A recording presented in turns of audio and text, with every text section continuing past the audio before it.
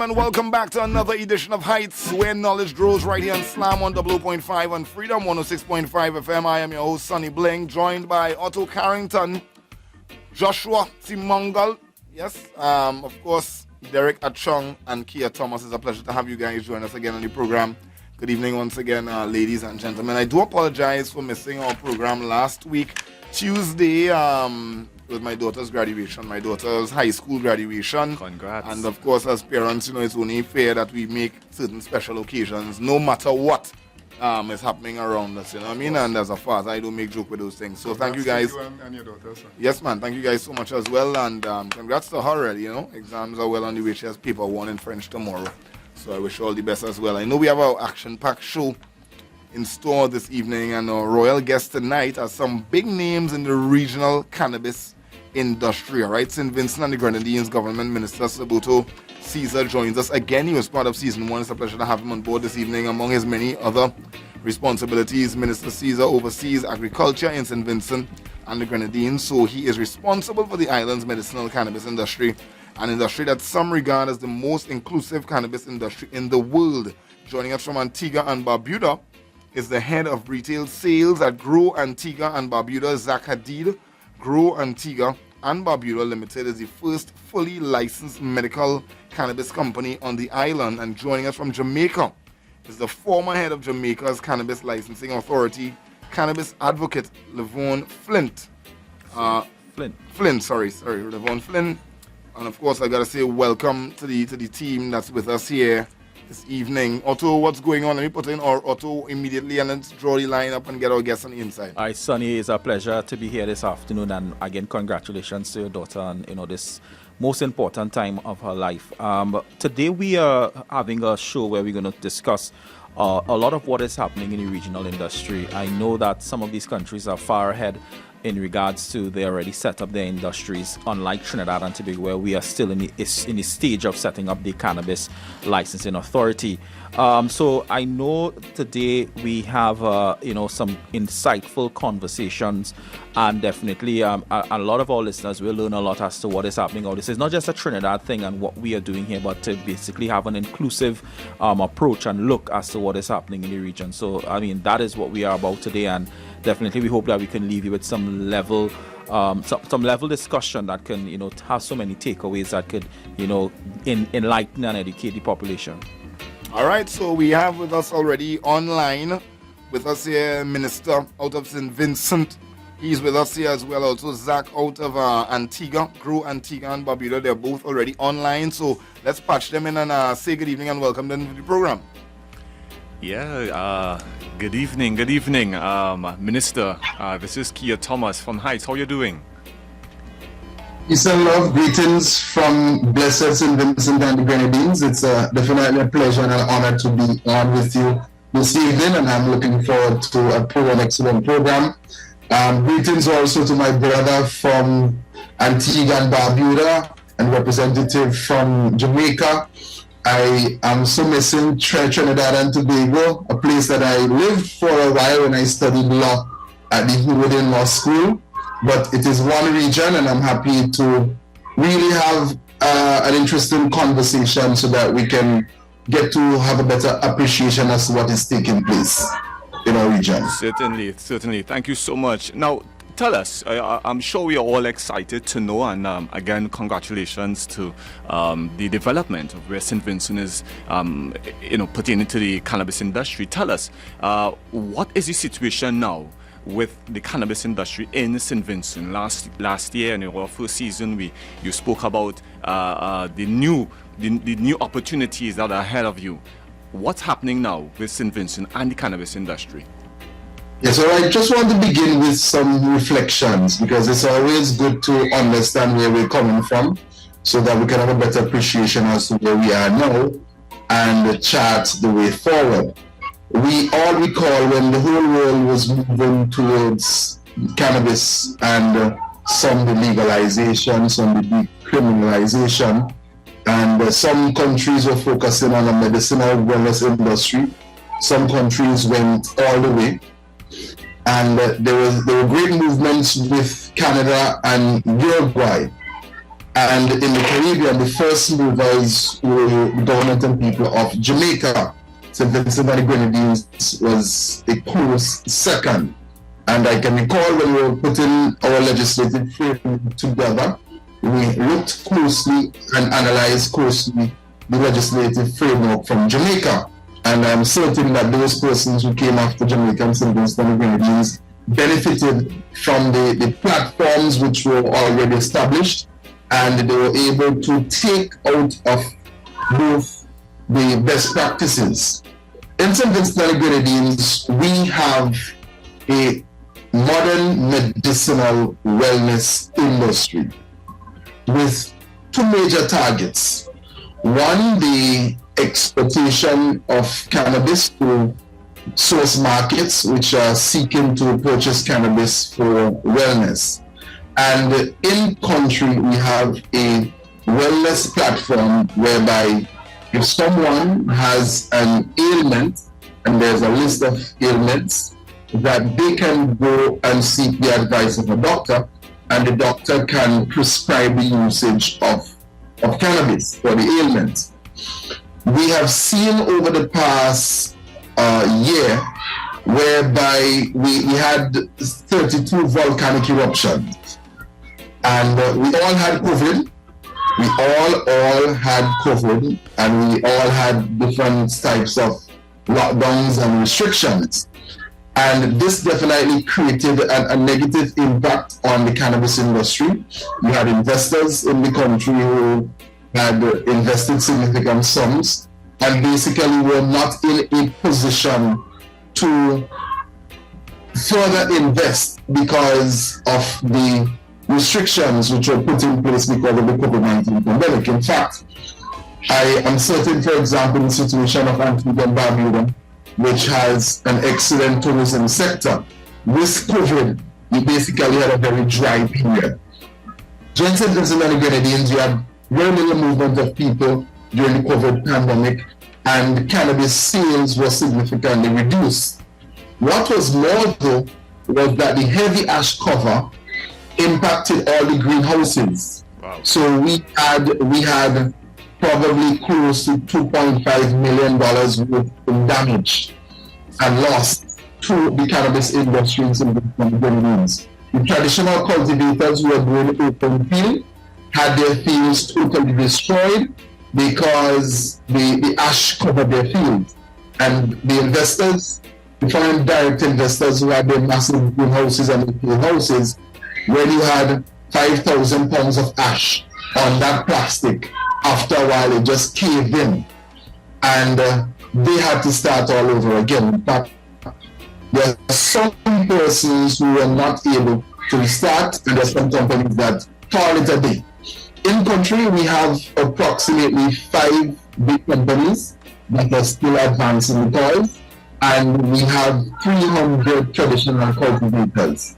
I will rest there because I've spoken a bit about the impact of the COVID-19 pandemic, the impact of the Lasso-Frere eruptions, and it will be remiss of me before I pause, and if I don't pause to thank the government and people of Jamaica for their assistance with seeds, and also the government and people of Antigua and Barbuda. You have been calling, finding out what's going on with us. I'm really definitely grateful, and also the government and people of Trinidad and Tobago, where some of our investors are from Trinidad and Tobago. You're all ready to assist our farmers with seeds, with fertilizer, and we are in the rebuilding process.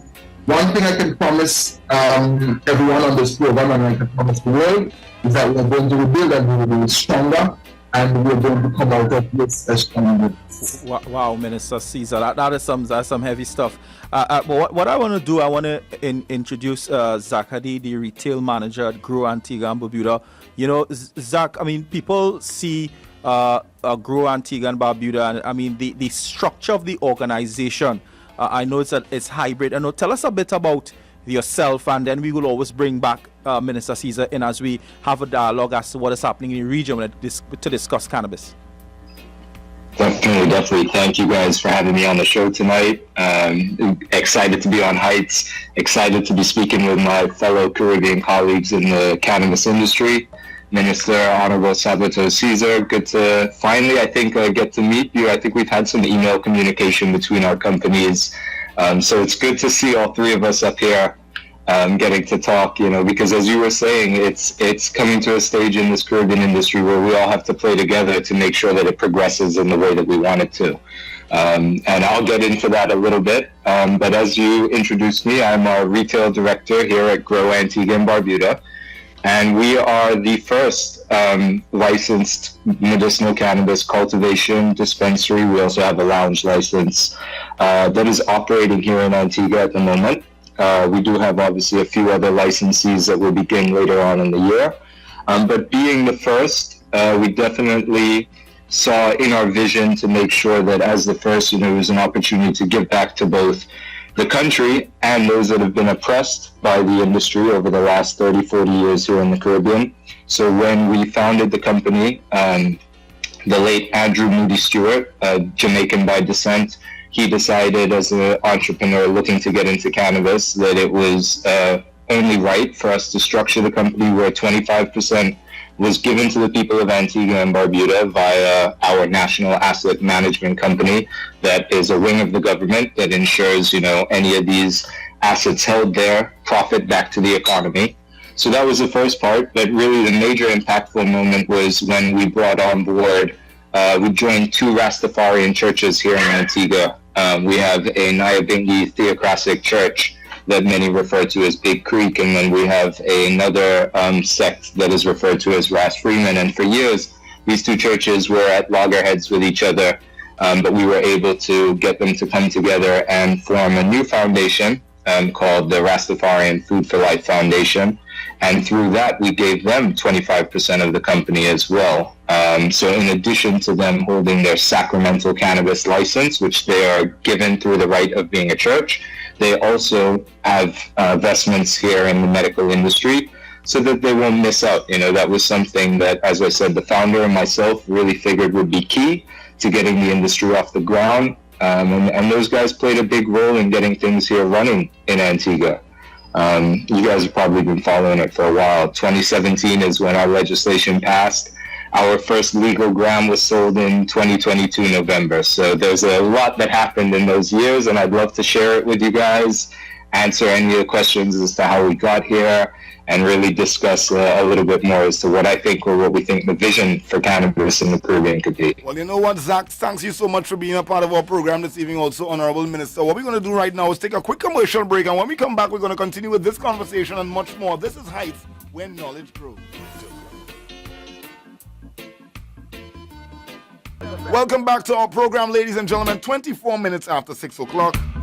Yours truly, Sonny Bling, alongside Kia Thomas, Joshua Simongal, Derek Achong, Otto Carrington, and we have some special guests joining us on our program this evening, some still to come.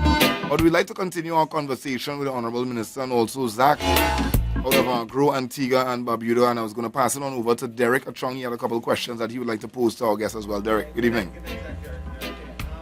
Earlier, you told our listeners that you got the first license was issued to you guys on this hybrid arrangement in 2017, and you sold your first gram of bud in 2022. I mean, we know that the COVID-19 pandemic fell within that time, and obviously it takes on approximately 4 to 5 months to grow a plant from seed to flower to finished product, and some testing in between. But I was wondering, what challenges, what were the issues that, or the limitations or things that need to be put in place to take 4 years or 4 to 5 years from license to bud, because we in Trinidad here have not even reached the stage of appointing a commission to grant licenses. A great question, Derek, and it's not even a point of pointing fingers, but it's just been the legislation and regulatory bodies trying to get themselves together.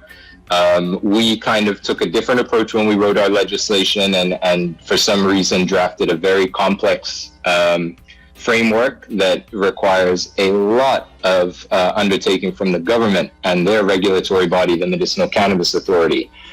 Things from seed to sale software, developing teams of inspectors, all the different protocols and their own SOPs for making sure that any product that we produce or intend to sell, or even any license that we apply for, can be issued correctly. So that really was the biggest delay. I mean, moving snail pace. After COVID, yes, we picked up pace a little bit in terms of growing. Luckily, we were able to get them fast track our cultivation license. But it was then coming towards dispensary. They had no clue as to how we were going to get that up and running. So luckily, being part owned by the government, they worked very closely with us. Excuse my little dogs in the background, everyone on air. They're getting excited. So yeah, we worked closely with the government to kind of forge a relationship where we were able to get started at least and run kind of like a pilot program. But that's really it. I mean, I think we're going to run into this in every island in the Caribbean, especially when we try to regulate it, and the people that are looking to regulate it or in charge of that regulation have no experience in cannabis. And that's not because, they've never had, because they didn't want to get that experience. They just never had the accessibility. As we all know, cannabis has been so taboo here in the Caribbean for the last 30, 40 years that even just to have a general discussion as I'm a farmer or I'm a consumer or I'm interested in developing these businesses or products, you don't have those opportunities. So same thing for those guys in charge of regulating it. They're a little bit out of their depths, but we're trying to make it work. And I think, you'll see that happen in pretty much every country that legalizes it here in the Caribbean.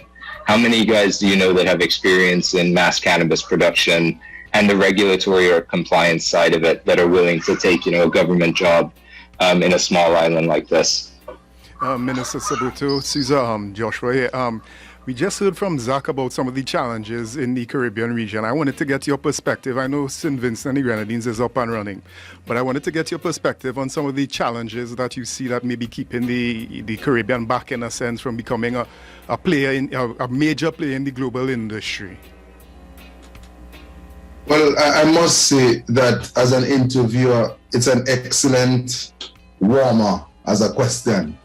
And I am happy that you have asked this question, because it's going to shed a lot of light on some things that I really want to speak about. This whole industry begins with a political will. So the policymakers in the country must express what are their views, what are their opinions, their aims and objectives for this industry. The stakeholders can have a particular intention. The traditional cultivator may have a particular view. The doctors, the nurses, everyone may have a particular view. But it all culminates and comes to a head when the policymakers, the members of parliament, let me be more specific, decide that this is the approach that we are going to take. So it begins with the political will. The political will has to be formulated and expressed in whatever country it is, whether it's Antigua, Barbuda, Trinidad and Tobago, St. Vincent and Grenadines, Jamaica, whichever country. There has to be a clear framework. When the policymakers sit down, they analyze their particular and peculiar context. So the context of Antigua and Barbuda is different from the context of St. Vincent and Grenadines. It's different from Barbados, it's different from Trinidad and Tobago.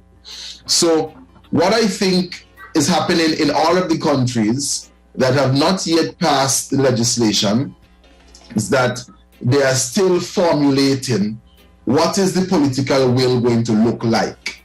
And of course, when you're formulating what the political will is going to look like and to express it, you take into consideration what the church is going to say, what the Rastafari community is going to say, what the medical doctors are going to say, what all the stakeholders are going to say. And then you bring it together in a legal framework. So in all of our countries, it goes to the Attorney General's chambers, and there is a period of consultation. We have completed all of that, Antigua and Barbuda, and we are wishing all the countries that are at the stage of consultation, we're wishing you all the very best. And we're just asking you, please listen to what your stakeholders are saying, and also look at what took place in Jamaica, look at what that's taking place in St. Vincent and the Grenadines and in Antigua and Barbuda. Speak to the people who are operating in these industries. Ask them if you had an opportunity to rewrite the laws in Trinidad and in Antigua and Barbuda since it was passed in 2017. You noted. If you have an opportunity today in 2023 to rewrite the laws, what would you leave out? Ask Jamaica, ask St. Vincent and the Grenadines, what has worked, what hasn't worked? Because when we started, we were basically shooting in the dark. We were looking at international legislation. We were being advised by persons who have some experience, but the experience in every country, even though there will be similarities, there will be significant differences. So it started off with the political will. We drafted the legislation after significant consultation, and then we went to the market, because at the end of the day, it is real flesh and blood businessmen who will be investing to ensure that we have an industry. The government simply creates the enabling environment. It's Mr. John from up the hill who has monies in his bank account, who sees this as an opportunity, who has to go to his bank and speak about how I'm going to invest. It's Ras Aymanai, who is the head for the Nyabingi Group, who has to say, well, I know there is a legislation and I was consulted. How am I going to meet with the different stakeholders to ensure that I can harness the opportunities? Similarly, and I want to show my love and respect to the brethren in Antigua and Barbuda who decided to come together and to participate on that platform. Also, the brethren and sisters also in Jamaica. So after you have the political will, the drafting of the legislation, the coming together of the factors of production, and I must say that for persons who are listening, to produce quality weed, I'm talking it bluntly, it's not cheap. And some of the practices that persons had traditionally and some of the things that you did traditionally, they're not going to be, you're not going to be able to function in the modern system with all of the regulations, because there are certain checks and balances, because what we have today is a legal supply chain.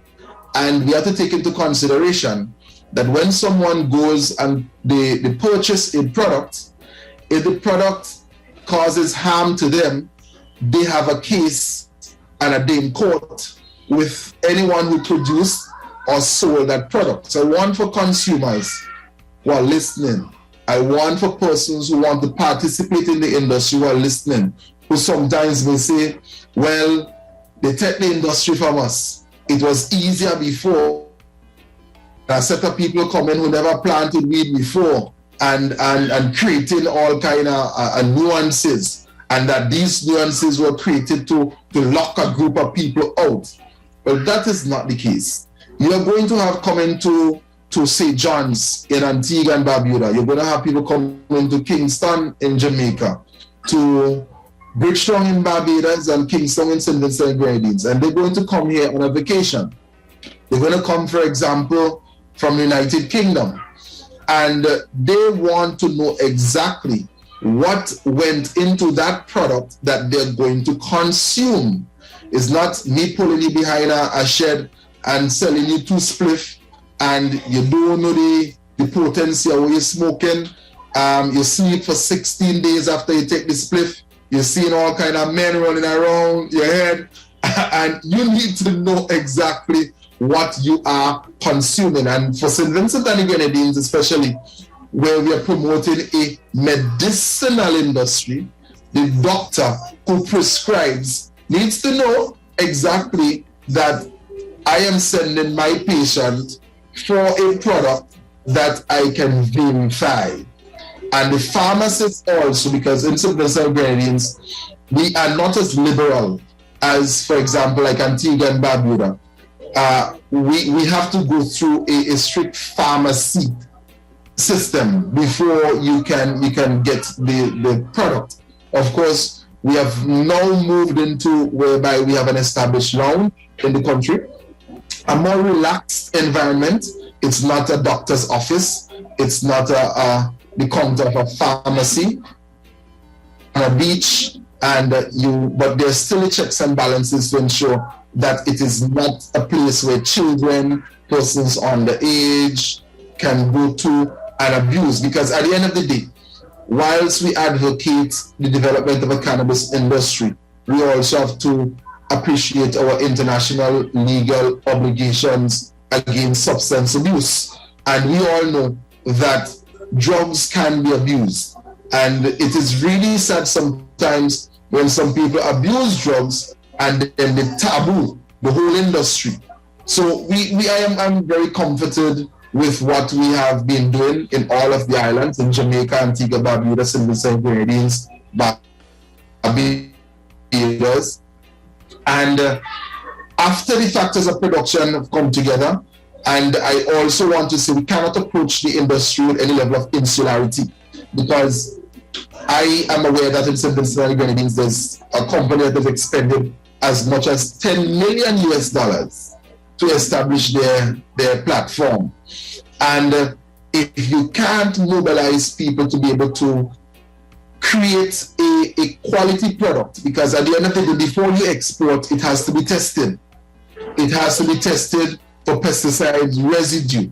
And it's not going to be cool after spending so much money to produce something, and it has to meet international standards. When it gets to the destination and it's retested, it doesn't pass the test.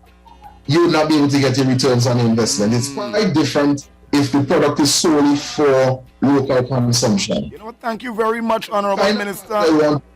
Yes. Sorry, let me not jam you on this final point you wanted to put in there. Sorry about that. Go on. Yes. The final point I want to mention is that you can have the best legislation on the books. The implementation is where the rubber hits the road. Some very serious points were met right there, ladies and gentlemen. I am your host, Sonny Bling, and we are continuing our conversation with our royal guest, St. Vincent and the Grenadines Government Minister, Saboto Caesar. That's who we just heard from. And we also have Zach Adid of Antigua's first licensed medical cannabis company, Grow Antigua and Barbuda. And of course, on our screens, we realize Zach is having a good time on his own over there. Zach, I just want to throw in this question randomly. What is the flower of choice this evening, Zach? This right now is a strain that we have called Boom Blast. It's actually a Mandarin OG crossed with Tangerine Haze. It's got some very orange terpenes to it, orange notes to it. And also it makes you very talkative, very sociable, very euphoric. So that's why I chose this for the interview. I hope you guys don't mind me, but I got home from work and this is my ritual. Well, do us a favor as you're on screen for us here. The folks who are listening are not really seeing you, but we're just going to capture something real quick. I just want to count to 3 and then you're going to hit us one. How does it go? 1, 2, 3, do your thing now. You know, yeah. That's it right there. We have Zach. Oh, it's not lit. Oh, don't worry. You sort it out. You sort it out. All right, so let me invite once again Joshua to come in here and say a couple words. And by the way, folks, coming up a little later on the program, we have a couple more guests. And this is a regional program. We have Antigua and Barbuda on right now. We have St. Vincent and the Grenadines. I also saw Junior Kelly, Jamaican reggae artist, has also checked into our Zoom. We're going to speak with him in a short while. And Black Loyalty, who was a part of the Redemption 8 concert over the weekend alongside Buju Banton, Anthony B, Luciano, and Beres Hammond. Let's get Joshua with a couple of words quickly. Yes, Zach, I wanted to ask a similar question to ask from Minister Caesar. And well, I know you'll sit on the other side of the collaboration that is necessary between private sector and the public sector. So I wanted to hear from the private sector side, in your own experience and in the conversations you might have had with people in the business across the region. Is there a sense in the private sector that the governments have done enough to put the private sectors in a position, the private companies in a position to flourish and expand and prosper in this medicinal cannabis industry in the region? Great question. I mean, Antigua is a unique demographic from an economic standpoint, where our private sector with the expendable or liquid cash to invest or liquid capital is very, very minute.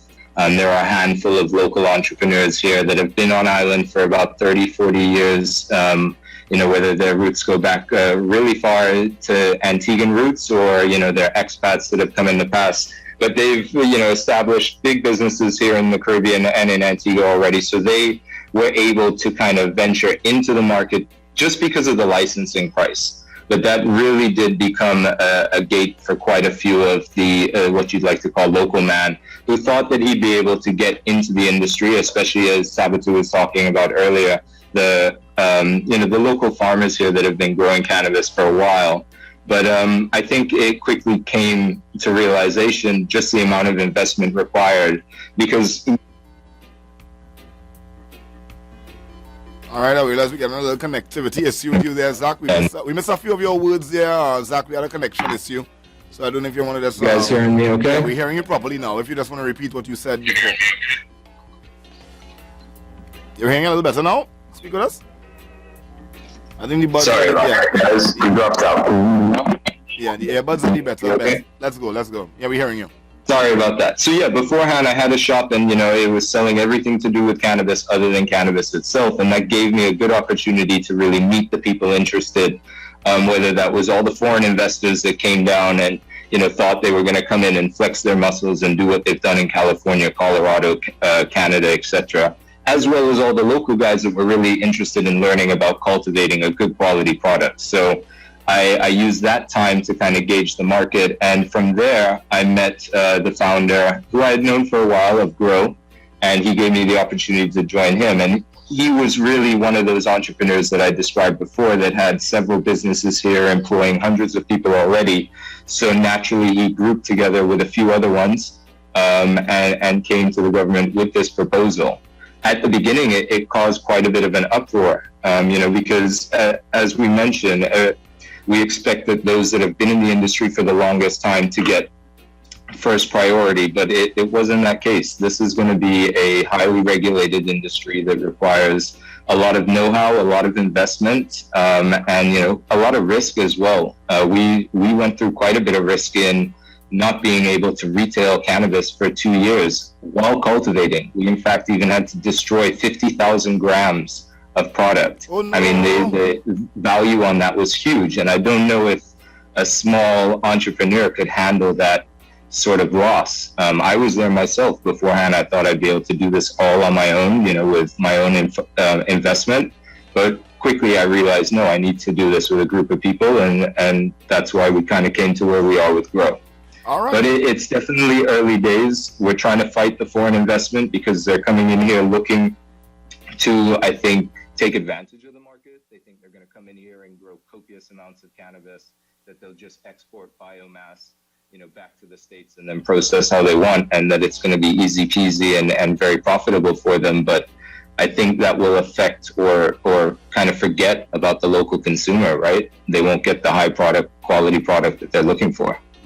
Thank you so much for your contributions this evening, Zach. Ladies and gentlemen, I hope you guys are enjoying our program. What we're going to do is take another quick commercial break, and when we return from this break, we're going to add into our conversation. Lavon Flynn is also on the line with us live from Jamaica. Also, Junior Kelly is here with us, so we're going to have those conversations coming up. Of course, we got to say much thanks to some of our sponsors this evening. Royal Extra Stout, it's a pleasure to have you guys on board with us this evening. A proud sponsor of Hightts, where knowledge grows. All right, it's a pleasure to have you guys on board. And also later on, we're going to have that 12-12 Grow Guru segment that is coming up before the end of our program for all the folks out there who may be trying their hand with a little plant. Like, for instance, I know I was given a plant. I was given a plant, a flower two weeks ago right here on the program in a cup. Before transplant, or the plant died, a natural death. Well, good, right? So R.I.P. I am actually proud to say that I have my own still, and if I got it with 3 leaves on it or whatever, I now have about 6 going, but it's still in the cup. So my question is now, after my 2 weeks that I have my, remember me, transplant. I am not a grower, easy on yourself. What I'm saying is, I'm talking to professionals this evening. Zach is here, you know what I'm saying? So my point is, now I could take it out of the cup. Yeah, you can transplant it. Well, I'm going to stay tuned for Grow Guru a little later on, and you're all going to give me some of that information. Definitely. What I can say, though, before this break is that my next trip, I said it last season, I was supposed to go to St. Vincent. My next trip is in Antigua and Barbuda to meet Zach, so I can get a tour. You know what I think I need to do properly, though? Because everything is social media, everything is content. I think it's fair that I do a tour with Zach in Antigua and Barbuda and let people actually understand what is the real process. See what the feel looks like. Whenever you want. We have an open family here. We just actually hosted Protege and Jesse Royal and Leela Hightts Nice. And we toured them all around the island. They performed. We took them up to the farm. We gave them a private day in the dispensary. Took them to see the stingrays. So come on through, guys. All of you. It's an open invitation. We appreciate that invitation, and we're going to definitely make that happen. And as I said before, Junior Kelly is also on the line from Jamaica. I'm sure when he heard that Jesse Royal and Protege, he's like, all right, I'm next. I'm going to be in Antigua. And also, of course, we're going to hear from Levon Flynn in a short show. This is Hightts, where knowledge grows.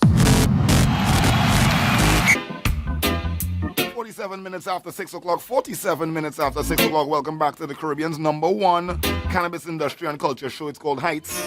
Remember to join the Hightts Nation by following Hightts on all major social media platforms. We're on TikTok, Instagram, Spotify, YouTube, and Facebook. There you will find exclusive Caribbean cannabis content like pictures and videos of the best legal grows in TNT. Now, we are continuing our conversation with St. Vincent and the Grenadines Government Minister Saboto Caesar. It's a pleasure to have him on board. I think we're getting ready to wrap on this part of the conversation. Also, we have Zach Hadid here with us. I think he's staying on, of Grow Antigua and Barbuda. And we would like to also introduce Levon Flynn from Jamaica. Before I do that, let me reintroduce Otto Carrington, who's going to engage again our Honorable Minister out of St. Vincent. Good day, Minister Saboto. Just a follow-up question. I know you spoke about what happened from the Lasso Free volcano. From your ministry's perspective, and in regards of quantifying the amount of losses, because you spoke about a lot of devastation, has there been a quantified losses as to how many losses would have occurred during that time? All right. For those persons who have an appreciation of the cannabis industry in St. Vincent and Grenadines, it started off with the traditional cultivators, the persons who've been carrying ganja by boats throughout the region from in the 70s, 80s, 90s. And they farm on the sides of the volcano illegally. Now, just picture this. I want to be as graphic as I can. These farmers were farming on the slopes of the volcano for decades. And then you had the cannabis industry developing, and most of them continued to farm on the slopes. And then the volcano erupted. Everybody evacuated. And you could just imagine if ash got to Barbados, if ash got to Grenada and to St. Lucia, what happened to the slopes of the volcano. So there was 100% wipeout of the traditional cultivators. All of their plantations went. And they basically suffered a loss of everything. We are not able to quantify that loss because we never really knew exactly what quantities that they were producing, because you had a movement of persons who were traditional cultivators in the mountains, and they got their traditional cultivators licenses to farm, so that they could farm under a regulated system. And most of them had started to migrate to lowlands, and they were working under the regulatory framework that was established by the government. But even those establishments were destroyed. But I'm just drawing a comparison between what happened on the mountain slopes and what happened in the lower areas. The investors who are here, I think, just to hazard a guess, it's about $3.5 million in losses, and that's infrastructure damage. That's not the opportunity cost. That's not the markets that they lost. That's not the fact that they have to start all over again from an infrastructure standpoint. That's not the fact that they had men on the ground who were working, who they had to pay, who were locked inside. So there was a significant fallout, but I'm really happy that since then, many have been able to dust off the ash, and from the ashes, they continue to rise. Honorable Minister, let me ask you a question. Sonny Bling speaking. I just want to ask a question. I don't know if it was mentioned, I may have missed it, and I don't know if Zach may have had the same thought. I don't know at all. But in terms of people being affected, $3.5 million in losses, and the local farmers or the hustlers, if you want to put it that way, they did their thing, they lost entirely. Was there any kind of funding going back out to any of the legitimate businesses that may have lost? As in, is there some kind of insurance or anything in place? Because, all right, fine, we understand that we're on an island where you are going to be affected by volcanoes from time to time, and it's unpredictable. is there something in the framework that says compensation, like flood insurance, etc., for instance? Right, and before I answer your question, I have a smile, and that's why we are the best weed in the world, because we have a volcano that's pushing out lava, high energy from inside of the earth. Yes, what we did in St. Vincent and the Grenadines is that we looked at the licensing system, and it comes with a cost. So for the traditional cultivator, we remove any payment for the licenses thus far for the traditional cultivators, and we also extended the licenses that the foreign companies had without a payment having to be made. So your licenses basically were extended, so you didn't have to incur the cost for the repayment. Okay. For the standpoint of the traditional cultivators, we got assistance from Jamaica.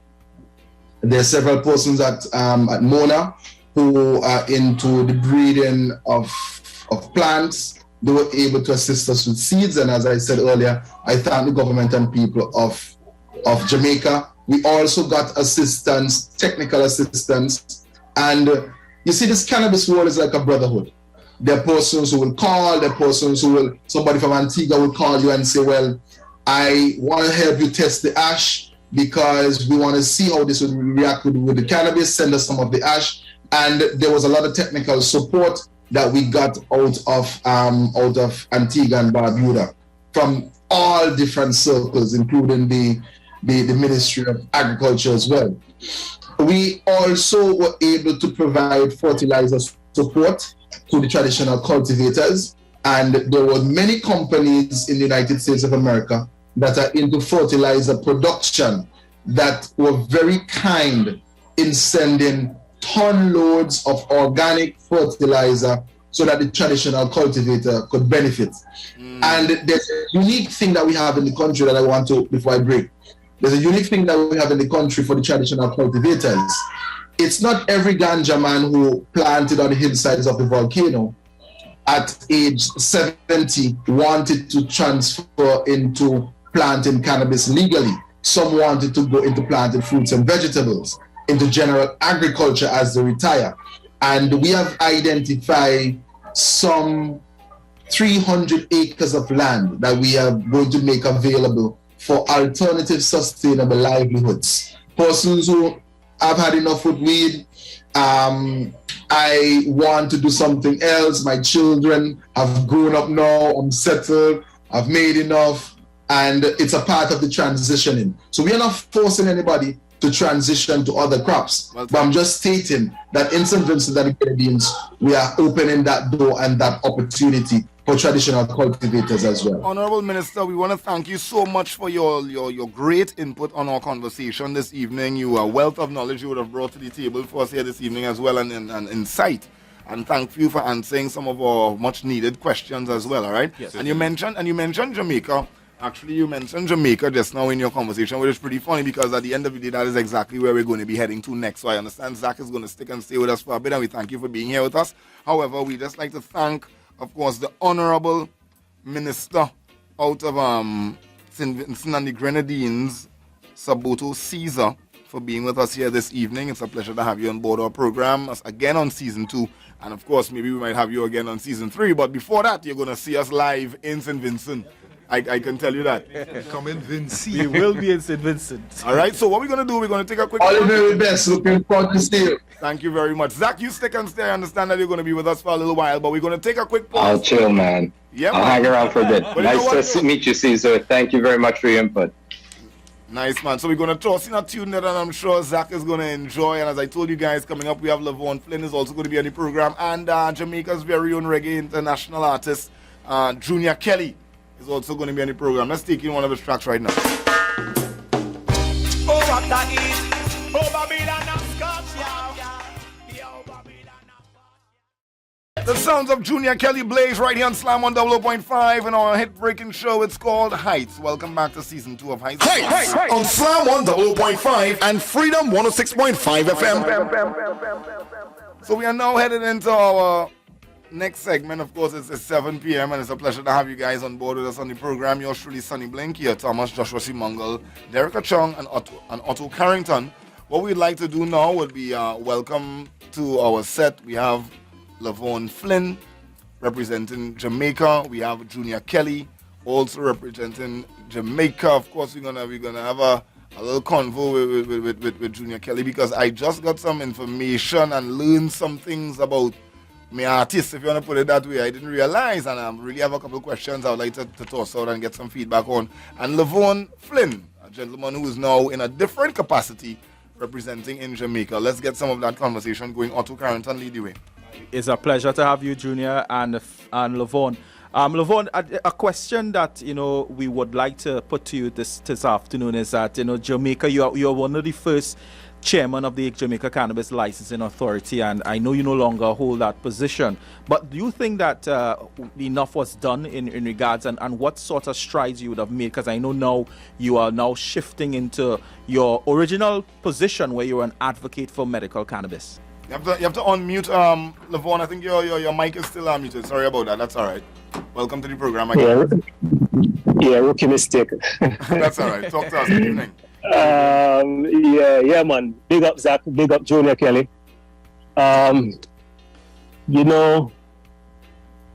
During my tenure as chairman of the Cannabis Licensing Authority of Jamaica, I had a consistent theme. Is that we have to grow the industry. If we're not focused on growing the industry and just regulating it, that's not going to set us on the path to success. Regulation does not lead to growth. So over that time, it was the number one job was really seeding that message and getting persons to understand that. And over time, I've also realized that what perhaps is needed for the government is a separate entity that's focused on growing the industry. Perhaps that should not be the role of the regulator. So, okay, we've done the fundamental work of establishing the laws and setting up the regulation. The next natural step needs to be, what is the growth strategy? And what is the unit, what's the body that's going to drive that growth? And that's one of the things I've been communicating. And in the 420 series I did a couple of weeks ago, that was the essence of it, the video series that I did, is that we need to put things in place to drive the industry. And here are some suggestions. So good evening and welcome back to the program. Sonny Bling here, and I'm going to toss in Kia Thomas pretty quickly as well. But my question is that you have gone from regulator to advocate. And I don't know if I heard you correctly, but from what you're saying is that you have learned certain mistakes you believe that would have been made from being a regulator. Because I'm seeing Zach shaking his head a whole lot when he heard about the external bodies being involved in these things. So is it that you would have learned what you're saying here now after being in the seat that you held before? No, it's a belief I always had that needs to be the next step. But just in my capacity as chairman, I can't bring that into action. That's all of government approach that's needed towards that. So it's not a matter of learning it, is realizing, having that as part of the original vision, that this is where we need to go, and then finding ways of how we can see that message, because it's a ideological change you're trying to implement within a government system that is not always welcoming to different ways of thinking. Yeah. So it's a lot of work to explain to persons, to build a narrative, to show the opportunities. So a lot of my work, I believe, during my time as chairman was around that, and I'll continue even in my advocacy, whichever way I do so. I'll continue to drive that message home, because there's so many opportunities for Jamaica. Yeah. I just think this is something that's worth investing in. There are so many opportunities for Jamaica on so many levels. In the video series I did, I spoke about the potential of the nutraceutical sector and having incubators within the island to drive that sector. I also spoke about the possibilities of wellness tourism, which to me, it's a natural fit for Jamaica, because we already have a strong tourism product. The opportunities are there. I just want to see us invest in it. because it's worth investing in. And of course, we're also going to be sharing that series on our Hightts platforms as well. So to our listeners, you can make sure and look out for that. And we are going to toss over to Kia Thomas, and as well as we are going to introduce Junior Kelly. But before that, we really wanted to hear from Zach, because I saw Zach really nodding in approval to some of the things that you were saying earlier on there. So Zach, pretty quickly, what do you have to say to some of the things you just heard there? Well, I just like the perspective. It puts the product first in the center, and then it has all the other stakeholders equally vested in producing or consuming or regulating a perfect product that we can stand proud of. You know, we don't do that very often here in the Caribbean. I think you guys do a better job in Jamaica, specifically with your entertainment product. And it goes to my perspective when I had my shop previously. You know, I wanted to make sure everyone had access to good quality product. Everybody could grow a good quality product. We all knew what a good quality product was. And, you know, how do we reinforce that and put that into our culture without straying away from typical island life, cannabis consumption in our daily lives and stuff like that. So, Levon, I'd love to work with you. Maybe we extend a unit out here in Antigua too. Caribbean wide. Yeah. Nice, man. We're networking well. Kia Thomas, come on in. Thank you so much, Zach. Thank you so much, Mr. Flynn. So we want to welcome and bring in none other than Junior Kelly, and certainly we want to ask Junior, what are your thoughts on the Jamaican cannabis industry right now, from the perspective as a reggae artist, and also from the perspective of an advocate for the drug? What are your thoughts for the cannabis industry in Jamaica, on the cannabis industry in Jamaica? First, thanks for having me on the program. Mr. Flynn, Zach, Slam, 100.5 FM. It's good to be here, brother. And all the people are tuning in from over in Trinidad. Greetings to you all. Okay, where that question is concerned, come again, please. Of course, not a problem. What are your thoughts on the Jamaican cannabis industry? Well, you use that term drug, and I hate that term medicine. I love the term medicine, but anyway, forget about that for a second. No, Jordan, I was actually here saying the same thing like you. medicine. I know it's a slip of the tongue, you know, so I forgive it. And we appreciate the understanding and not taking it too far. Yeah, but that's okay. Because one thing, the cannabis, the legalization, the decriminalization in Jamaica, it's sometimes I think it's a little bit too much, too little, too late. We should have capitalized on it ages ago. Trust me, I am sure we'd have get rid of all our debts, you know, in Jamaica. We'd have cleared up all our debts, because, I mean, we're a third world country, and just like any other third world country, we're strapped with debts, you know, and that's one of the ways. That's the green gold. That would have set us free and set us on a good footing. That could have bring in a lot of revenue for the country, you know, infrastructure work and all of that, you know what I mean? So I think it's a little too late, but we're gaining traction and we're heading in the right direction. I mean, Mr. Flynn would know more about that where the legislation is concerned. But I think it is positive. I think it's positive. Yeah, Mr. Kelly, if you don't mind me calling Mr. Kelly instead of Junior Kelly. That's okay. Basically, the Rastafari movement, and more especially reggae artists within Jamaica, have been promoting the herb since reggae music essentially was created many years ago, and, you know, would have been advocating and promoting Jamaica. You know, are you disappointed that I mean, or can you say whether, you know, any of the companies that were set up in Jamaica partnered with the Jamaican reggae artists in order to, you know, push the brands or you know, to give in a kind of give back way, you know, for all the promotion that the Jamaican artists would have done over the years? Well, I think we have, as reggae artists, have been pushing and promoting and advocating for the legalization and the very least the decriminalization of it. And sad to say, the the growers and the dispensary, they're not collaborating with us. They're not reaching out to us as much as they should. You know, we were the ones who first start pushing it and promoting it, the legalization of it through music, and you know, we haven't been contacted yet on a grand scale. Only one artist so far, I think, and it's Idonia, you know, as a Jamaican artist, a dancehall artist, not a reggae artist, you know, and reggae artists are the ones Rastafari have been pushing it from God knows when, from way back in the 50s, the 60s, the 70s, through the 80s, 90s, and here we are now. You know what I mean? So I think more collaboration. Mr. Flynn would agree with me on that. We need more collaboration. Let's hear from Mr. Flynn on what is being mentioned here. You want to come in and say anything, Levon?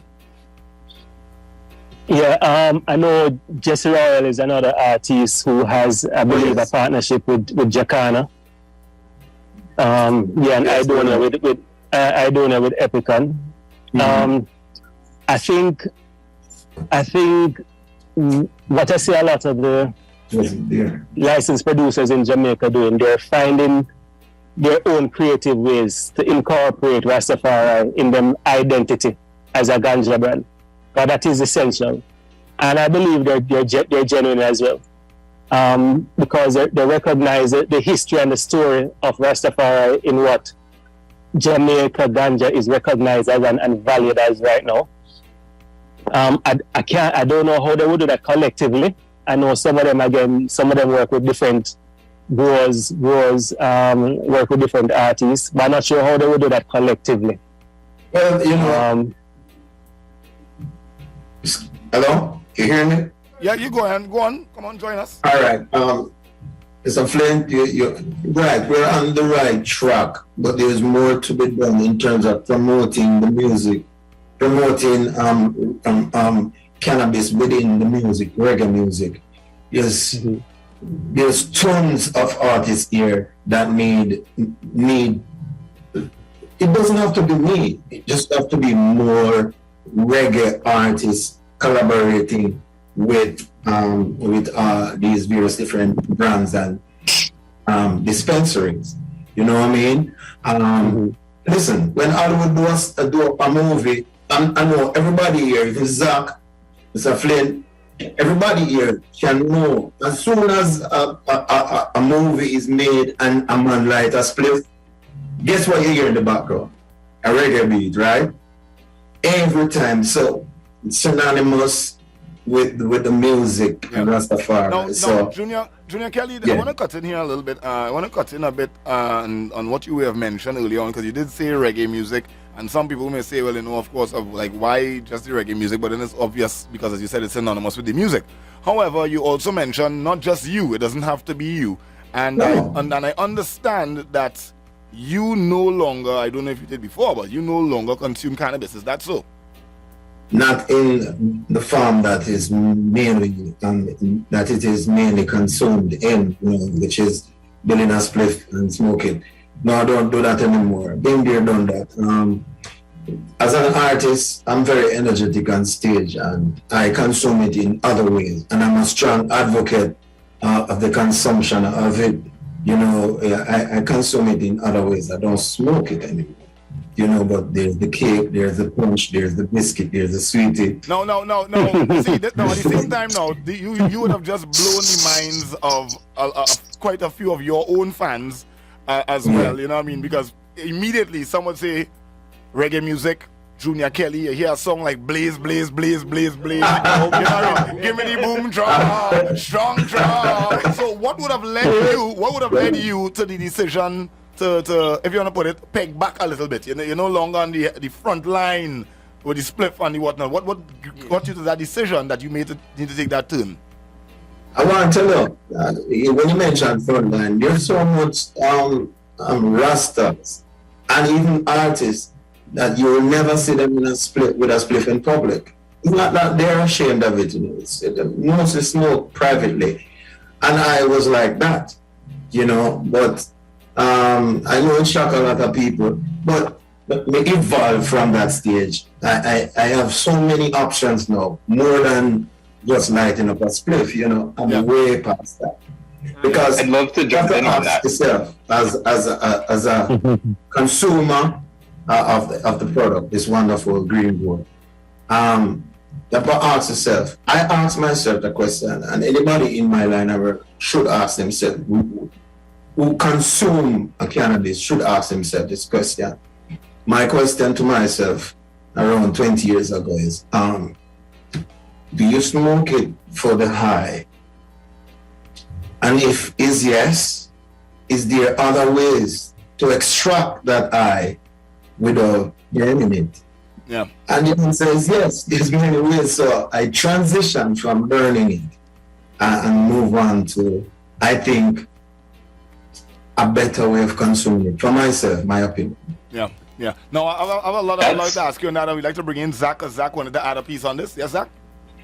I'm actually just, I love to hear what I'm hearing, Respect Junior. You know, I was very intrigued when we had the artists here last weekend, welcoming them into the dispensary and hearing about how they use cannabis in their daily life. And I was shocked. CBD was the main request, you know, with no psychoactive high. And you're very true. I mean, THC is really just helping with serotonin production for mood changing. That's all it does. And you can get that elsewhere. And then, you know, this draws back to that point you were making earlier, to have more of an involvement as an artist and an advocate for an alternative way of cannabis use and an alternative lifestyle. Now that we have this open conversation, now that we have open access to all these different products, preaching that through your song, through your music, through your artistry is some way that you could collaborate and really stand out very uniquely with these brands that are now producing edibles, CBD dominant strains or products, you know, non-psychoactive elements or non-psychoactive uses of cannabis. Consuming raw THC is amazing when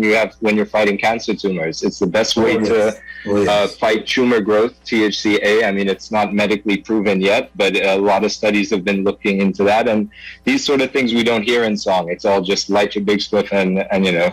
And I really like the way you put in that point there, Zach, because that is the last point I would like to go to Junior one more before we take the commercial break. And when we come back after the break, actually, we're going to do another song. We're going to do Boom Draw, actually. And when we come back from that, we're going to continue with Levon. But what I wanted to find out is just that.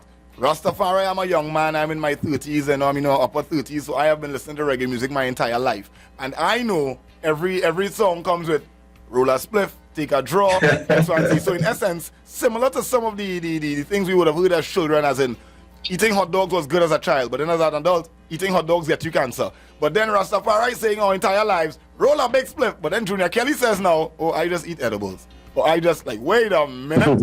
So is there going to be a change in your tone, or would you say there's a change in tone that we can expect from our reggae artists in terms of what they put into the music? So can I hear Junior Kelly saying, I rise up this morning and I bite into a brownie? You know what I mean? Yeah, that's a very good idea. That's a very good idea, and I'm glad you mentioned you bring up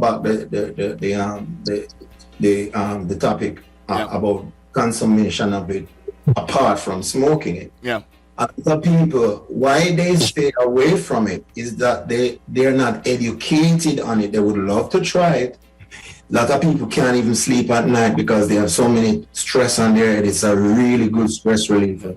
Zach, I'm sure Zach can testify to that. You know what I mean? It has so many good use to relax your mind and keep you focused on your task.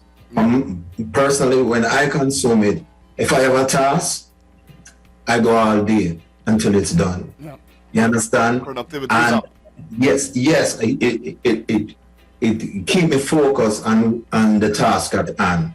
You know what I mean? And so a lot of people would stay away from it because they do not want to smoke it, but they are not educated like Zach and myself. You and Mr. Flint know that there's many different ways to consume it. Many different ways without smoking it. So they're not introduced to it. They love weed, them love cannabis. They're advocates of cannabis use, but are not open to the cake and the punch and the sweetie and the biscuits and the brownies You know what I mean? And so, you're right. I may have to do a few songs and introduce these new products from the same cannabis. You know what I mean? It's a good idea. Thank you very much. And before we take our pause, let me just call in Levon Flynn, once again, to give us a little bit of synopsis as to what you just heard there, coming out of both Zach and Junior Kelly from the consumption side of things before we take our pause. How do you feel about what you heard? Yeah, man. I love the conversation. I love the direction it took a while ago because, you know, I've been at that stage as well where do I want to smoke the weed? Should I find another way? Should I try some edibles? Should I try the vaporizers? I have about 4 or 5 vaporizers in my house. I have been through about 4 or 5 steam chalice. You know, but there's just something about a spliff where the experience it's more intimate, it's more personal, is almost a relationship between you and your spliff in terms of the experience as a smoker. So smoking will always be especially for more people and more accessible. Yes, you're right. So let's take a minute right there, guys. What I'm going to do, we're going to drop a big tune, a boom draw tune. You know, we're going to drop a big tune here, a boom draw tune. We're going to send it straight back to Junior Kelly again, the edibles champ at this moment. You know what I mean? Watch me. Junior Kelly, we actually had a big reggae concert over the weekend here on Saturday. We had Buju Banton, Luciano, Anthony B, Black Loyalty from Trinidad and Tobago. And we also had Beres Hammond here live. I was actually one of the hosts for the program. We presented them with appreciation awards on the night as well too. So trust me, our reggae movement in TNT is huge and they're tuned in. And I am certain you have a few fans this evening. Oh yes, I have a few. I have a whole lot. No, what I mean is you have a few fans whose minds have been blown tonight hearing that Junior Kelly says, what? He only has the edibles and he has the what? You know what I mean? So I am certain we have a few guys in there. So what are we going to do? We're going to take some calls. Hey, trust me, they're not going to be that surprised, man. The persons are, the public education is getting a lot better in terms of the different ways to consume. They're not going to be as surprised as you think. Well, you know what? We're going to take in this track, and when we come back, I think we're going to try and open our phone lines as well. I'm sure we're going to have some callers that would like to get in and say a few words. It's 624-1005, or you can call 623-5001. Those are our digits to get in. If you're calling internationally, of course, it's 1-868-624-1005 or 1-868-623-5001. We have a nice cast on the inside. It's a regional show this evening. Here's another big one from the legend. That's what I said, the legend, Junior Kelly. 4.5 as we continue with our program, Hightts Boy. Now, this is a real iconic conversation. I never thought I would have been in a conversation with Junior Kelly and others like this. It's always our second season of the program. I really enjoy the program because we've had the opportunity to speak with quite a few leaders in the industry. And I'm not just talking about in music, but when we're talking about cannabis, different players, all right? And I know for a fact somewhere in my journey, I you know what I mean, light up a big one to Junior Kelly in this life at some point. Let's not get into that here now, but that is just the case. So we thank Zach for being here, Levon and Junior Kelly. And as I mentioned before, we have one of the artists that was actually a part of the reggae show on the weekend, Redemption A, the guy who actually opened the show for us, representing TNT to the world, Black Loyalty. Welcome to the program, Black Loyalty. Blessings, Sonny Bling. Greetings. It's a pleasure to be here. It's a pleasure to have you on the program with us this evening as well, too. Junior Kelly is actually live on the Zoom with us here right now. Greetings, Junior Kelly, man. Greetings, Black Loyalty. My legendary artist. Your legendary artist, huh? Yes, sir. Did you know? Now, Junior Kelly, he was not in studio when we had this part of the conversation, and I'm going to ask him now. I'm going to blow his mind. I'm going to show you how true this thing is.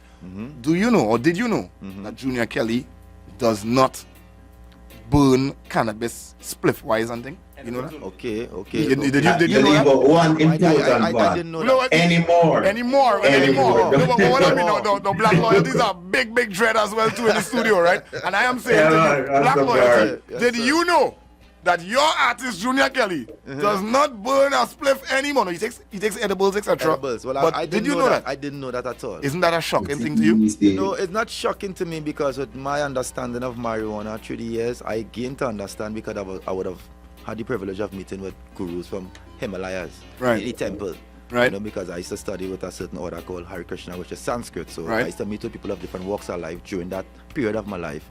And a lot of people out there don't consume marijuana in the sense of smoking. You know, some people also use it as burning rituals, right? Correct. They would make circles and they smoke and chant the mantras and they receive their heights. And marijuana also acts as a psychedelic in some instances. Sacrament. It's a sacrament. Thank you, my brother, for better word, you know what I mean? So we have the concept of rolling marijuana, smoking marijuana, which, you know, we introduced that to the world. Right. Roll on. Yeah. You know what I mean? A lot of people have never done that. Like when I went to Jamaica years ago, I've never seen a mount a roll on. Yeah, on the Barbados. You know, if I see a mount a roll on, I will be like, yeah, he been to Trinidad. He been to the Caribbean, He certain been parts, to the yeah. Caribbean, Yeah. you know what I mean? So marijuana also have been ingested through a lot of medicinal ways. You know what I mean? Via boiling, you know what I mean? It have people that use the stems to make merchandise, which, you know, the Japanese high in that. You know what I mean? So a lot of people think marijuana is a big smoke out thing. This is not a smoke out thing. Yeah. You know what I mean? And I don't agree with anything giving anybody cancer. You know what I mean? You need to know your genetic memory bank. You know what I mean? You need to know your family tree. Yeah. You know what I mean? To know what you need to ingest and what you not to ingest. Because not everything is for everybody. Correct. That's why in the ancient tradition they will call it taboos. Yeah. You know what I mean? So if you don't know your taboo, if you have not done a name in a since I was a child, you don't know certain things you shouldn't consume, then probably you might use marijuana, it might affect you mentally, it might affect you spiritually, it might affect you emotionally, it might interfere with your mental or your psyche, you know, because not everybody should smoke marijuana. Some people could drink it. Like how the brother would have recognized that he crossed the stage of smoking it, now he could eat it. Yeah. And he would reach the same heights in the same way, gain the same results. Because I spoke with Malanash some years ago and he had this thing called body high. Yeah. You know, some edibles as well. Correct, yeah. Malanash is a good and he friend. said, boy, that just gave a body high. I was like, body high? Yeah. You need high, I know when they smoke marijuana is head high. You know what I mean? Yeah. So all these things I get to recognize that marijuana have many different properties. Big respect to the brother Malanash as well, pretty good Yeah. friend. He actually just wrapped up a little tour in Japan alongside yes, Sizzla I saw that. Kalonji. I saw that. Like I talked about a matter of days ago, these guys are just moving all over the place, you know what I mean? So big respect to them all the same. And Black Loyalty, quickly before we want to bring back in Lavon Flynn on the conversation. We have a lot of players in this conversation Serious. right now this evening. Serious. We have Zach out of Grow, Antigua and Barbuda. Big respect You know what I mean? to We all have- the we people have that log on right former now, regular local and not abroad, much man. now. We could go into things here Yes, right now, sir, but I yes, want to sir, ask you yes, quickly sir. before we continue, how was Redemption 8 for you? We were the co-host for the program, Ken Simmons and myself. We were there. I saw that. It was my first time to see you on that big stage in front of over 20,000 people. How was true. that for you? Well, you know, it shows time and space does the magic. Yeah. It's all about being persistent and consistent. Otto Carrington is a brother who would have mentored me a lot. He knew me from small coming into the business and he would have guided me and said, loyalty, there are different approaches you need to take and whatever. So me being on that stage was just confirmation that here we're going on. The world is ready for me now and it's time to take it from one stage to another. You know what I mean? So it was confirmation that here we're going on. Loyalty, the time is now. And you also Let's go. see you brought Mama on the stage. Of course, that's my queen. Yeah. That's my foundation, so I can't leave out in that opportunity. I ain't gonna look good. Plus, mothers there around the corner. Yeah, yeah. People was shocked. You know what I mean? They didn't recognize that I had that up my sleeve now. Correct. And I realized a lot of people didn't hear that I saw that I say happy birthday to David Rudder as well.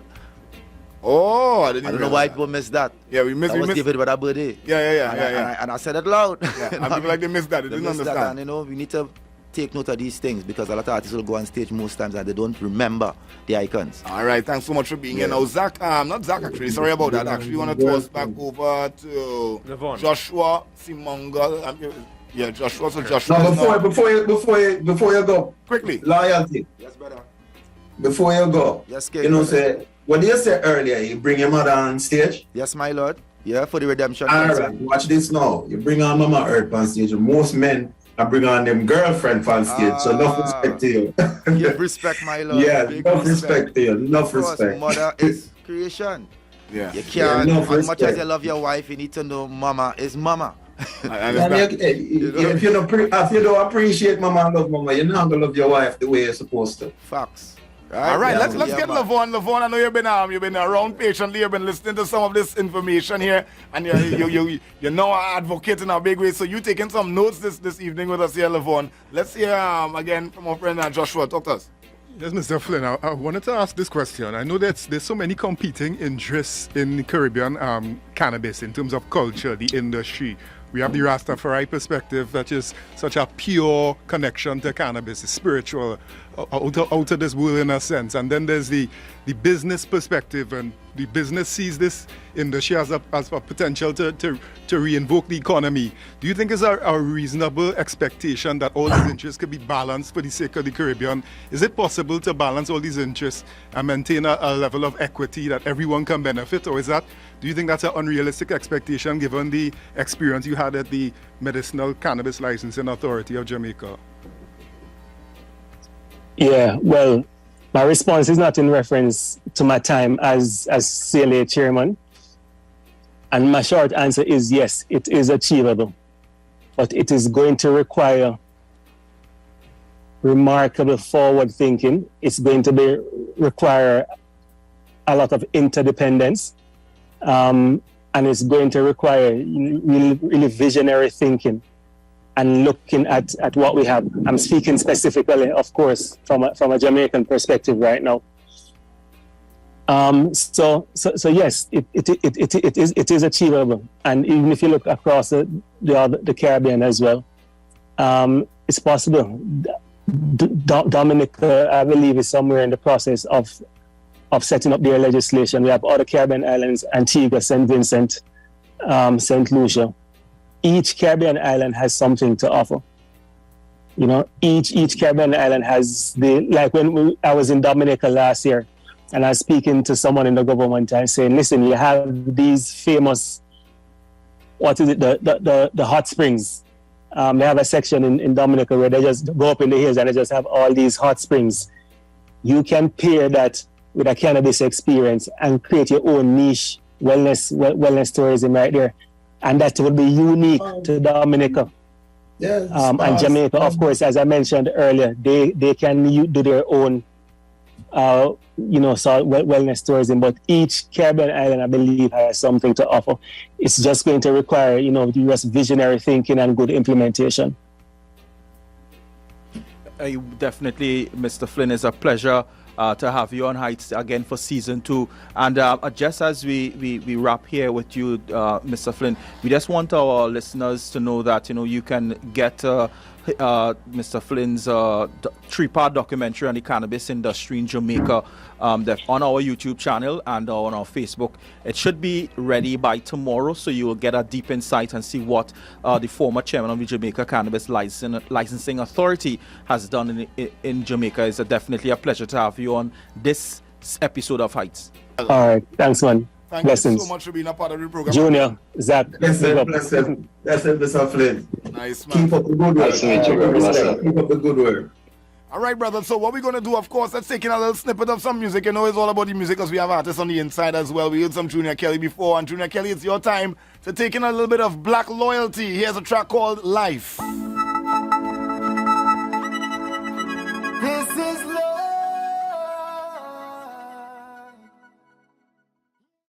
It's now time for Grow Gurus, y'all.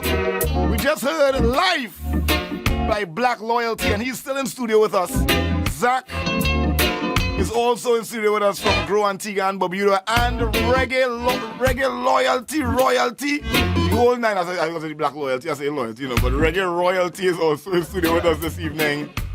Junior Kelly is in the building. Thank you so much for joining us. But right now, though, as I said, we're getting ready to go into our Grow Guru segment. Derek, talk to us. But today on the show, our Guru segment is basically we want to focus on nutrients for growing. Right. So, the great debate since, we had the criminalization and person started to grow is organic versus synthetic nutrients. That is the age-old argument. Yeah, which is better. Everybody, depending on your choice in nutrients along the line, would tend to have their own opinion on which is better. According to a mutual friend of ours, there's 600 different type of nutrients out there. Choose one. Mark, in your experience, what was the differences, organic versus synthetic? Obviously big differences. They both have their pros and cons, as I'm sure you're aware. Synthetics and stuff is great for weight, commercial production, consistency, sterility, them kind of things.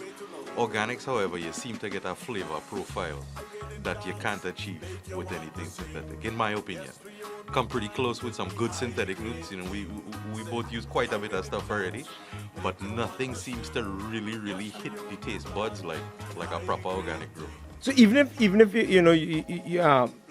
okay, so tell us the different types of nutrients. I mean, in terms of organics, there are liquid nutrients that you could buy, and then there are soil additives that you could add to the soil and just water in pure water. I think that like for instance, like one of our sponsors, 1212 Grow Shop, they have Gaia Green, which is very popular in Trinidad based on YouTube videos. So tell us a little bit more about the difference. It's so easy to use. That is one of the biggest things. It's basically just add water. All those different organic nutrients that you're speaking of there, they basically do the same thing. They don't feed the plant. They feed the soil. Exactly. Your soil biology feeds the plant in turn.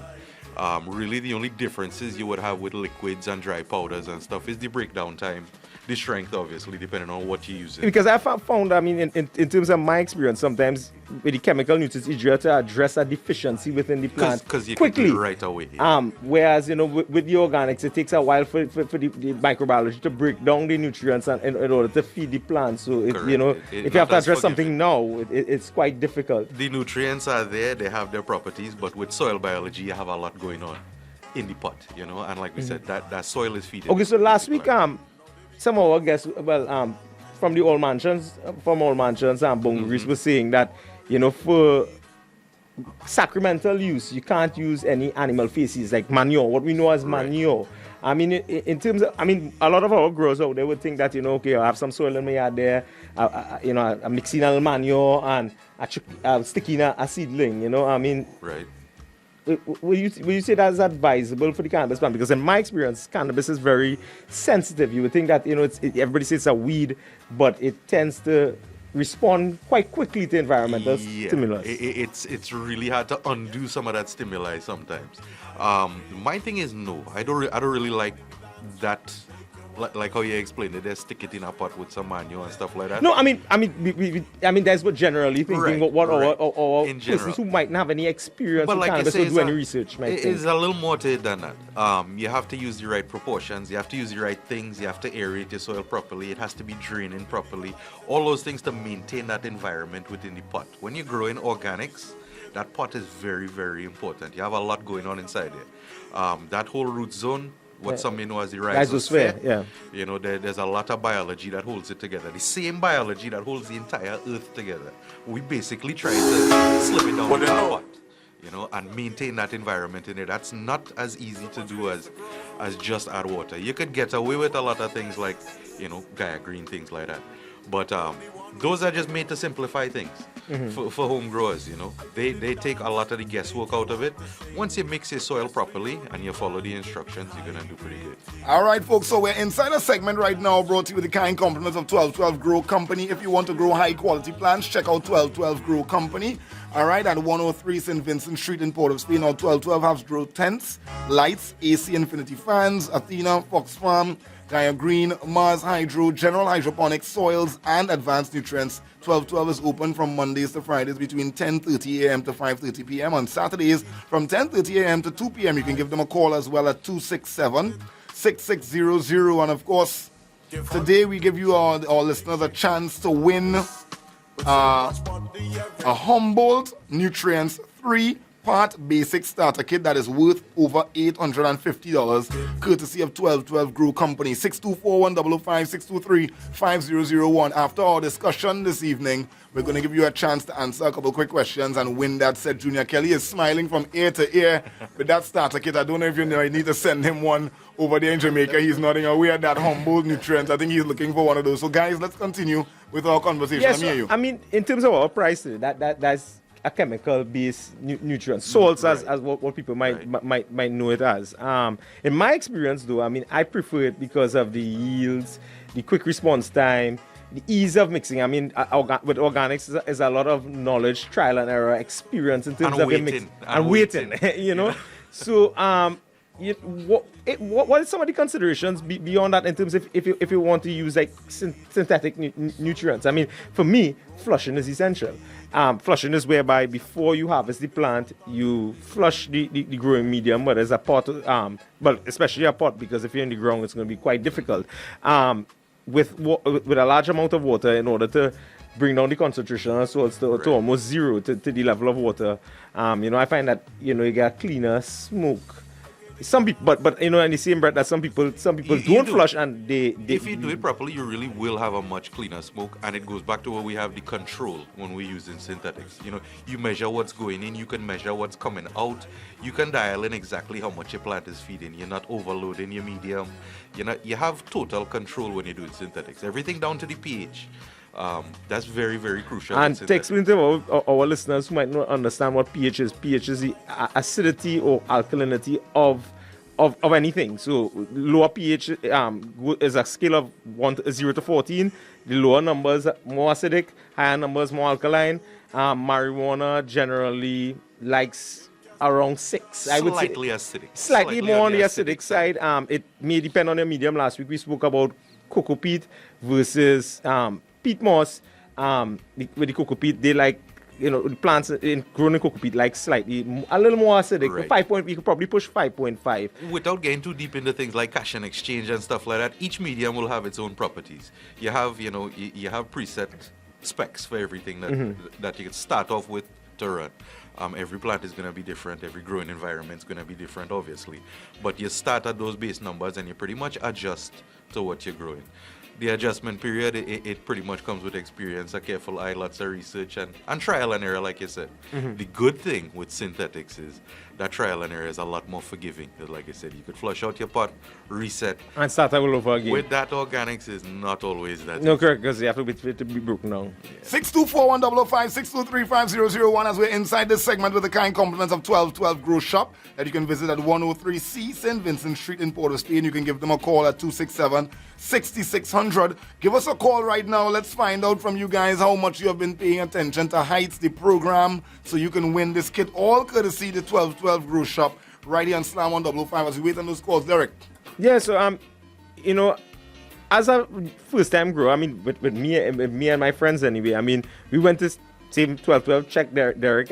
Any of the grow shops, 1212 is our sponsor, so we support them fully. Check them out on St. Vincent Street. But, it's a little daunting sometimes. You see all these brands, Fox Farms by General Hydroponics, Humboldt. It's daunting. But in my experience, and I'm sure your experience too as well, Mark, they all pretty much do the same things. There's a lot of branding involved along the way.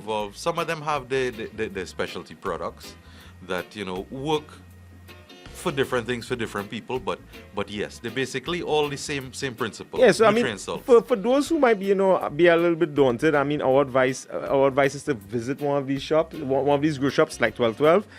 Talk to the people there. Talk to them. Derek is very knowledgeable, very, very helpful. We've been knowing Derek since decriminalization. Yeah. He's one of the first grow shops to really have variety and things we could choose from, and the knowledge to tell us, this is this, that is that. Yeah, and trying is important. You don't need to have the largest budget. I've seen persons produce high quality, super, but on a very low budget. So that's because the big brand, the box set is $2,000. You can still do well with something that is much cheaper. But the key is to do your own research as well. Also, you can listen out to our Google segment for tips along the way. Please send us questions, call us to interact with us, to ask your questions. But generally, you have to give it a try. And you will find along the way what suits you, what suits your budget. What your expectations is, because some person might just be trying it for the first time, as opposed to somebody who wants to maximize their 4 plants to get the most out of it, so they could share with friends, or they could have a supply, so they wouldn't have to purchase in the black market, which still exists as it is right now. All right, so we're inside the 1212 Grow Guru segment with Derek Achong and Mark Seabrand. They're giving us some serious knowledge on the inside here right now. So as I said before, Junior Kelly nodding his head all the way through, put a couple thumbs up in there when you heard a couple points like that. So that told me that you guys were on the right track. Because when you have Junior Kelly on the thing, as I say, we play boom draw and thing earlier on, so this man had to know what he's singing. So he's been here, Black Loyalty, you're also inside with us. How you feel about some of the stuff you would have heard here this evening from the guys in the segment? Really interesting, very edifying conversation for the consumers who think marijuana is just about smoking. But hearing these guys speak, automatically I'm a broad thinker. I was thinking, so that why you don't make this a subject in school and have these men as teachers, You know, for the youths and them who probably reach of age, they're using it regardless. Yeah. You know, rather than have them using it out of perspective with the right guidance, show them that, you know, because they can't stop it. Yeah. We're living in the real world. Yeah. A lot of secondaries using marijuana, right? But they don't have knowledge of it. They don't know what it consists of, and probably they may be interested in growing it, you know, because what I seen as a future of farms in Trinidad and Tobago, I seen it going there bit by bit. Yeah. You know what I mean? The youths and them now going to have a place to work, who are unemployed, and this. They might be less inclined to grow pumpkin and tomatoes in the hot sun, but because they have this inherent love of cannabis, passion for you know, they might be more willing to try that. I agree Exactly. totally. So make it a subject in school, you know, that you will understand it's a plant like other plants. Derek and Mark, you'll have some work to do. Definitely. So this is Teacher Derek? No, this is Teacher Derek and this is Teacher Mark. Teacher Mark. Zach and Junior Kelly, let me get a couple of words from you guys quickly, because we're getting ready to wrap our program in a few minutes. And Teacher Derek and Teacher Mark, I love it. Yeah, Teacher Derek and Teacher Mark. Junior Kelly, what is your take on some of what you just heard there? They spoke about synthetics and these things, and I don't know how you feel about that on organics. Yeah, well, synthetic, they made some serious point. I don't know if it's Mark or Derek, but when it comes on to consuming the synthetic, it more scalable, but than, you know, organically grown cannabis. It's scalable in terms you can measure the amount. The approach is a little bit way more scientific, and you will get. And if you follow the procedures, you can get the exact result. They have it down to a science, basically. Farming is science, really, you know. No, people don't put it in that bracket, but I think farming on a whole is science.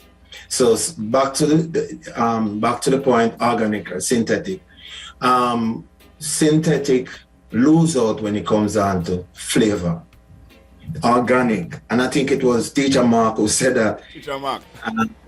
That the organic have more flavor. Yeah. And you get more variety in flavor than synthetic. Synthetic has its place, as we say. It's more. You can measure it more. You understand? And one and one make two when it comes down to synthetic. It's easier to, and as you say, it's more forgiving. You know, it's more forgiving when it comes on to the growing aspect of it.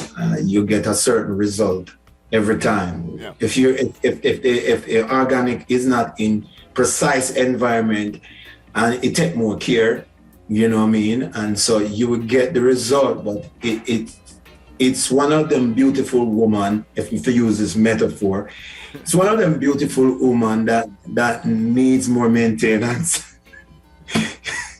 You know what I mean? I'd love to throw my perspective in there because Zach, yes, please, Zach. We actually have a question for you too as well. We actually tend to grow only with OMRI certified products here at our farm. I mean, I used to sell all the stuff that you guys sell at 1212. Shout out to what you guys have done. I think you used to follow my page, We Dadly, when I was running We Dadly for a bit, and I followed you guys back. Big up 1212. Yeah, big up to 1212 for sure. It's a great place to go and learn about the different products and learn about how they produce different types of cannabis. But on our farm, we put our customers and our products first. So we try to stick to OMRI certified only. It is much harder to scale. It's less forgiving in some senses, but you'd be surprised it is more forgiving in others where, you know, dealing with microorganisms and living life, they work depending on the environment. You know, life adapts. So you do see some forgivingness there. But definitely, I think, as we all determined, it comes to the flavor. That's one of the deciding factors. You see organic producing much better flavor, whiter smokes. You don't have issues where you run into flushing or nutrient lockout, which can be pretty hard for the home grower, even for the commercial growers on the farm. So I don't know. We stick organic. If it grows, stick up in there right there. Stick up in there real quick. 1 second. Let's get a call. We got a call on the line. So let's see if we get that winner this evening on the program right now. Good evening. Welcome to the show. Yeah, man. Good evening. Good evening, sir. Are you ready to answer your question? Or could you see 1212 Grow Shop? For sure. For sure. In season 1, season 1 of Hightts, we are in season 2 right now. Can you tell us 2 guests that appeared on season 1 of Hightts for your over $850 worth of starter kit materials? Wow, Faris Al-Rawi. Faris Al-Rawi, very good. That's one. Give me a second for the next one. Give you a second for the next one, and there goes a second. Do you have the next one? Not at the moment. I'll give you a tip. He appeared in the show. Tip. 2 of them appeared in the show today. No tip. Sabuto Caesar then. He got it correct. He said Mr. Sabuto Caesar. I heard him too. My God, yeah. Okay, good. So here what you can do for me, please. We're going to take your information off here, right? Stay on the line. Let's take your information off here. Nice. Congratulations. He is a winner. All courtesy the 1212 Grow Shop, the I Grow Gurus. He just won himself over $850 worth of startup material, y'all. You can't go wrong. A humble nutrients 3-part. That's a nice kit there. That's a really nice kit. kit. Use any Humboldt stuff. PPM's real low. I never use the Humboldt, but I know about it. Humboldt County is a very popular county in cannabis production in California. Yeah, Humboldt County. Big up the Humboldt One County. question to Zach though. Yes. Zach, is it not more expensive to grow organically with the ORMI products compared to if you were to go the synthetic route, and how that would affect the consumer going forward? And to add to that question, what is your general rate? I mean, for indoor grown cannabis by the gram in your company? Just as right now we're in a small dispensary located in St. John's. We're selling about 12 pounds a month. And we only have about 1,100 registered cannabis patients. That's consumption-wise. We are producing a lot more. I mean, our harvests are 30, 40,000 gram harvests at a time. Indoor or outdoor? Combination. We have a few indoor rooms, and then we also have quite a few sun tunnels, all sun-grown, but obviously shielded from the environment. Not with the polyurethane, because here in the Caribbean, especially in Antigua, it's way too hot to use polyurethane. So we do have to use a mesh to keep the airflow up. But we try to protect the plants from the rain as much as possible. And we fight humidity a lot here, which is a really big thing to navigate. We don't have any seasonal light. We're about 12 hours all year round. So vegging requires, additional light pretty much all year. Same thing. And we're fighting temperature, pests, all this sort of stuff.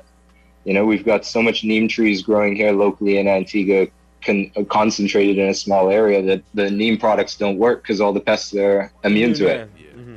I understand. But you know what? I really want to thank you, Zach, for being a part of our program here this evening. You have brought so much to the show, and of course, I think we're going to have you on a second time because it's just about 8 p.m., which means it brings us to the end of our formal show. We have Junior Kelly. We can't run away just yet. Black Loyalty is here, so we can't run away just yet. So I think we're going to turn this into the Hightts after party or something and get into a little bit more of the artists. But Zach, we really, really want to thank you for being on the program. Thanks for the invite. As much as we said we're going to be coming. And we're going to look forward to that. Bless up, guys. Also, Grow Antigua welcomes everyone to Antigua. Junior Kelly, whenever you're ready to hit the stage here in Antigua, you got a big fan base, bro. I'll come in there soon, Zach. We'll link up. Nice, man. Definitely. I think what's going to happen, Zach, is Junior Kelly, the Hightts team, we all going to collaborate and maybe come at the same time and create something different, all right? That's going to be even bigger. Better. Black Loyalty, I think, might have to be on that trip as well, too. Definitely. Mark, good night, guys. Thank you for having me. Thanks for being on, Junior Kelly. You stick and stay. We're going to come back to you in a short. Mark, thank you so much for being a part of the program. We're going to see you again come next Tuesday. Of course, look out for that Grow Guru segment. So this evening's topic with you guys was directly what again? Organics versus synthetics. Organics versus synthetics. Of course, Mark and Derek, teacher Mark and teacher Derek, according to Junior Kelly, they've just been dubbed that this evening. Thank you guys so much for being on the program. What I'm gonna do, let me take in some of this planted right here, and we're gonna come back with some more right here on Slam on 005. Keep it low.